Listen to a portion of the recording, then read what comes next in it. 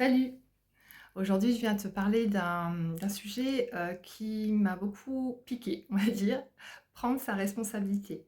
Alors, ici, je parle que des relations conflictuelles parce que le sujet est très vaste et il y a vraiment des situations très graves où on ne peut pas être responsable, bien sûr.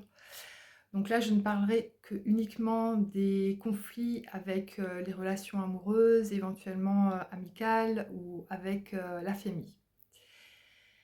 Donc, quand on a un conflit avec quelqu'un, donc forcément, on peut avoir des paroles désobligeantes, on peut avoir, des échanges, assez houleux, peut-être voir une rupture et ça peut arriver qu'on reste avec beaucoup d'amertume parce qu'on n'arrête pas d'y penser, que ça tourne sans cesse dans la tête. On se refait, les scénarios 10 fois parce que, on se dit: «Voilà, on aurait dû réagir comme ça, on aurait dû dire comme ça» et ça peut amener parfois à une longue période, de non pardonner en fait. On n'arrive pas à oublier et pour l'avoir vécu, je sais que ça a duré assez longtemps et malgré qu'on me disait, et que j'avais eu également cet enseignement-là, de pardonner pour pouvoir avancer, sans excuser l'autre, j'avais un peu du mal à comprendre. Parce que pour moi, l'autre m'avait blessée, m'avait rendue malheureuse, donc c'était très difficile pour moi, de pouvoir, pardonner.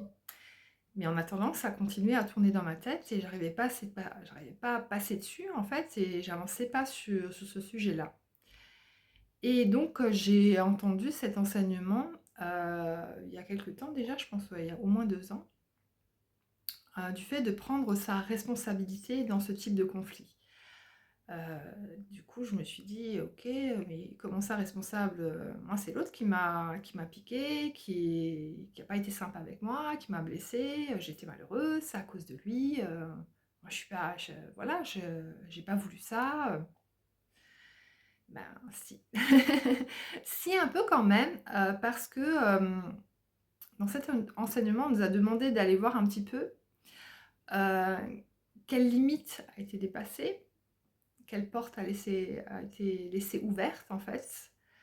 Parce que finalement quand, ces scénarios me revenaient, c'était souvent ce que j'aurais pu refaire de mon côté et je me suis rendu compte que ce que j'arrivais pas à pardonner, c'était justement le fait d'avoir laissé l'autre faire et là ça a été vraiment, une grande révélation. C'est pas confortable du tout, de se dire qu'on a sa responsabilité dans ce que l'autre nous a fait. Parce qu'on n'a pas eu le courage de s'imposer, de poser des limites, de communiquer vraiment sur ce qui était important pour nous et ça n'excuse en rien finalement l'autre non plus, parce que de toute façon il a aussi à faire ce travail-là, de responsabilité, donc il a aussi des choses à aller regarder. Mais ça permet de remettre un petit peu aussi les choses à leur place et moi ça m'a permis en fait de comprendre que la seule personne que je devais pardonner, surtout en tout cas, c'était moi-même. Et une fois que j'ai compris ça, ben, ça a commencé à aller beaucoup mieux.